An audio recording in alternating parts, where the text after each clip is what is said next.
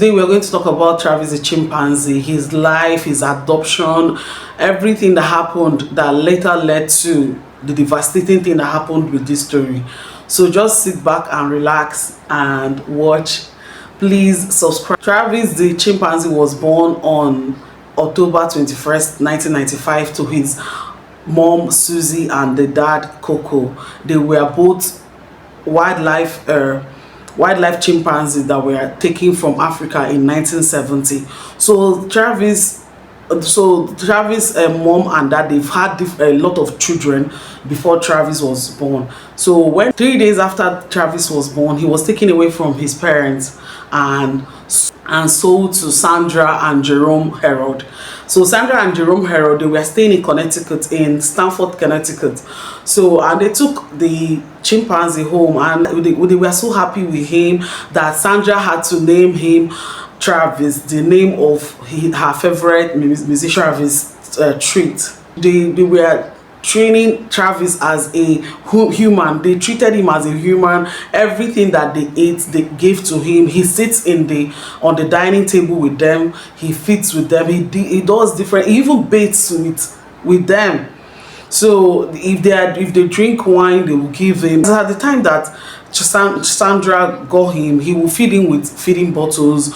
She treated him like her son. So Travis was very playful. Travis loved Jerome and Sandra. He loved them very much. He would play with them. He considered them as his parents. So they would go everywhere, even going to work. He would go to work with them, and he will wear clothes. He would dress like a human being and go to work with them. He would even playfully be helping them to wash cars, to do different things. If the police in their town in Stamford, they loved Travis. They would play with him. A lot of people would play with him. He listens to Sandra and Jerome. He was so playful. He was living the life. Everything. He can take ice cream. Even he has eaten ice cream to the extent that he knows when the ice cream van will pass, he would disturb Sandra to give him money to be able to buy ice cream. And the ice cream van will stop in front of their house. He'll be able to buy ice cream for himself.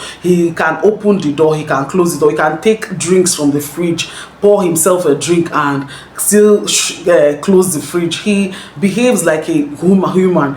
He can watch television by himself. He will handle the remote by himself without any help from anybody. He trained him to be self-sufficient by himself. So he can use the toilet. He can flush. He can do a lot of things that normal human beings do.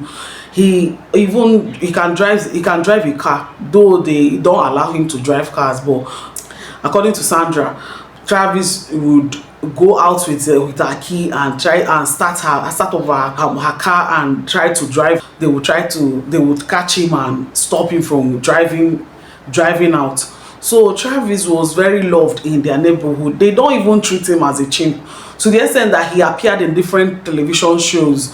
Even Pepsi used him in one of their commercials. He was well known in that area.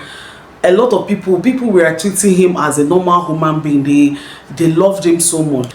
So Travis didn't have any problem like adapting to the lifestyle of the people that adopted him. He was so happy staying with them. He loved them so much. And Sandra and Jerome, they were so happy to have Travis in their lives. They were, as at the time they got Travis, they paid $50,000 to adopt Travis. So for that huge amount of money, they paid that huge amount of money to get Travis. I don't know why they will have to go that far to own a chimpanzee. I don't know what their life was like. I cannot judge them. They purchased Travis for $50,000 in 1990. That was what happened, and they were really living with Travis, and Travis was growing bigger and bigger and bigger. So in 2003, 8 years after they got Travis, they were inside the car, and the stop sign already stopped them. So they were waiting for the stop sign. They were waiting for the traffic light to change to green so that they can go to where they were going to. Someone threw a soda bottle at Travis, and this made him really pissed. and Travis opened the car, removed his seat belt, and chased after the person that threw the soda can at him, and he wasn't unable to like get the person that did that to him, but he was chasing people all over the street, doing creating nuisance on the street, and some people that knew him were laughing and seeing it as a joke.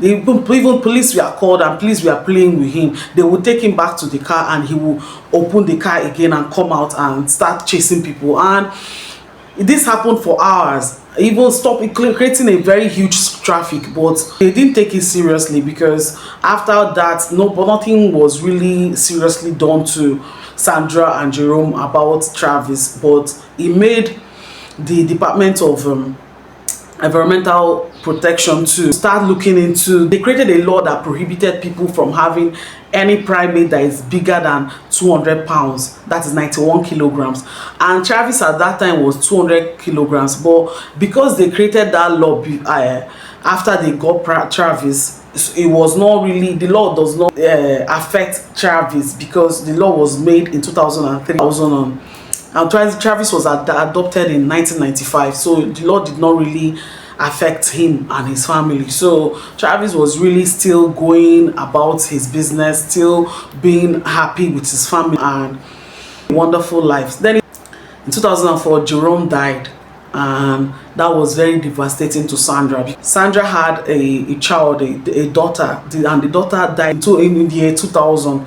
So Jerome dying in 2004 was very devastating for Sandra. So he made Sandra and Travis to be very close, and Sandra brought Travis closer to her, so they were really close. And so a lot of things that Travis would want to do with Sandra, maybe he want her to take him out, Sandra would not have time to do all of that. Though he goes out with Sandra sometimes, but it's not every time anymore, because before Jerome will have to, if Sandra does not have time, Jerome will have to take up that responsibility. But since everything now is resting on Sandra, she could no longer do a lot for him. And Travis was also missing Jerome. He does not understand that Jerome was dead. He would stay and be staring at his pictures, and he would stay close to the door around the time that Jerome comes home from work. Travis would go and stay close to the door and be looking out the window and waiting for Jerome to come home. He will be disappointed when he doesn't see him. So it was those were really devastating for Travis, and he started acting out because he was already a teenager.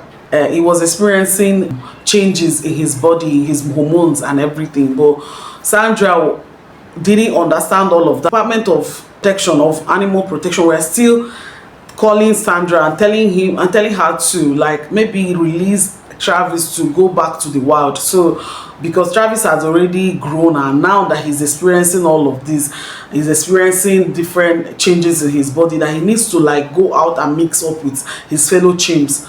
But Sandra did not want to. She has lost a lot of family members. She doesn't want to lose Travis. So, and the both of them were still staying in the house and being cool. So on one day, one of the days in 2009, 2 days after Valentine, Travis took Sandra's car keys, and was trying to like go out, because he was trying to like cajole Sandra to go out with him. And in the morning of that day, Sandra had already given Travis Xanax. So that drug, I don't know whether he reacted some type of way with Travis system, but Travis was really behaving going out of character that day. He took the keys and was running around all over the place and acting agitated. So Sandra had to like call one of her friends, Kayla Nash. So this Kayla had been working with Sandra. They were friends. Travis knows Kayla. She's their family friend. She goes there. So, and Kayla had been Sandra's friend even when Travis was a baby. So she knows Travis. So they've been friends. Travis was friends to almost everybody in that town. So Sandra called Kayla to come to help her to cajole Travis to come inside the house. So when Kayla drove into their place, he was number one, she was driving another car. Number two, Kayla has styled her hair differently from the way she usually they style her hair. So, and as she came out of the car, she was holding Elmo doll. This Elmo doll is one of Travis's favorite dolls. So she was holding that Elmo doll and trying to cajole him to come and take the doll. But this thing had a different reaction from Travis. Travis became very, very agitated and started attacking Kayla. So he was biting her, he was holding her by trying to do bite, in fact giving her serious bites. And you know the bite force of a chimp with those their large long canines. It was sinking it into her face and biting so hard and tore up her eyelids. Her nose was pulled, the bone on the face was pulled out, everything. In fact, it disfigured her whole face. The bones were shattered. Then he tore off both her limbs. It was, in fact, her 9 fingers were missing, were eaten, I guess. It was only remaining 1 finger. Her limb was torn out. In fact, Sandra was shouting and shouting at Travis to stop, but Travis could not stop. So she also took a butcher knife and tried stabbing Travis. And when she stabbed him, he looked at her like, mommy, why are you doing this? You know, because Travis feels that because Travis sees Sandra as his mom. But I don't know why he wouldn't stop mauling her Kayla, her mom's friend. But he kept doing what he was doing, kept attacking Kayla. And then Sandra, when she saw that she could no longer pacify Travis or pull him away from Kayla, he started calling the police. He called the police, she started calling 911. So she placed the call, this devastating 911 call. I will see if I can attach it to this. If I cannot attach it, it's a very devastating, because she was saying that he's eating her. Even at first, the police could not believe what was happening. They thought maybe the chimpanzee was playing with the woman. But when she started shouting that he's eating her, that when you people get here, I want him taken down. So the police, when they go, by the time the emergency fire services first got there, but when they got there, they don't know what to do. They were waiting for the police to come to be able to stop Travis, so that they'll be able to get to Kayla.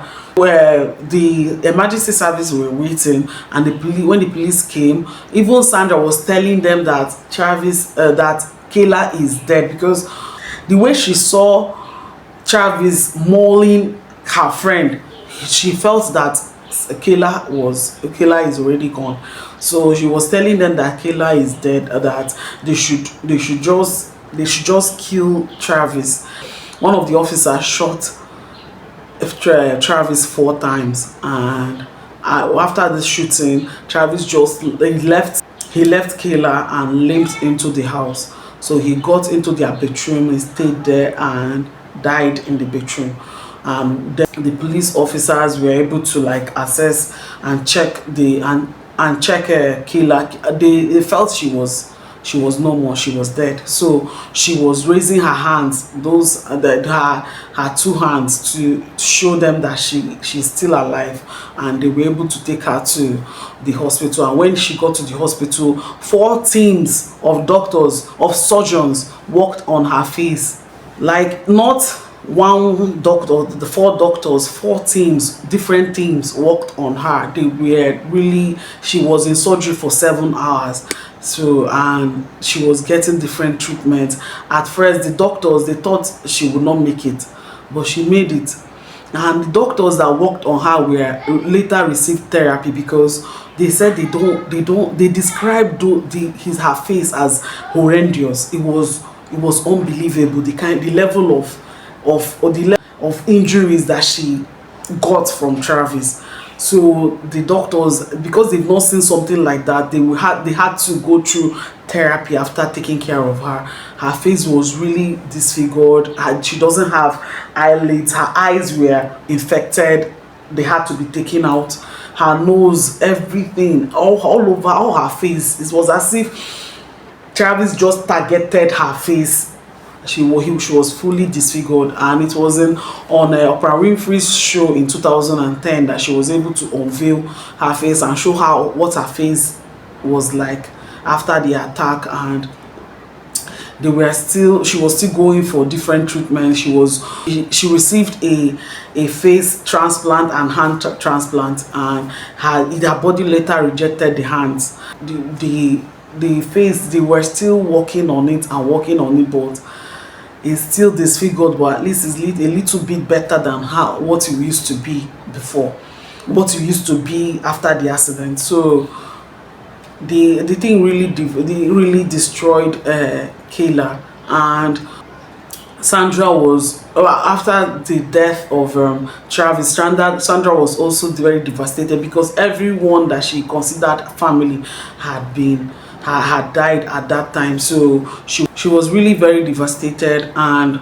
she was just trying to cope with her pain. Some sources said that she was also trying to like get another chimpanzee named Chance in Florida, but because getting a chimp or even owning any primate was made illegal after this attack in 2009.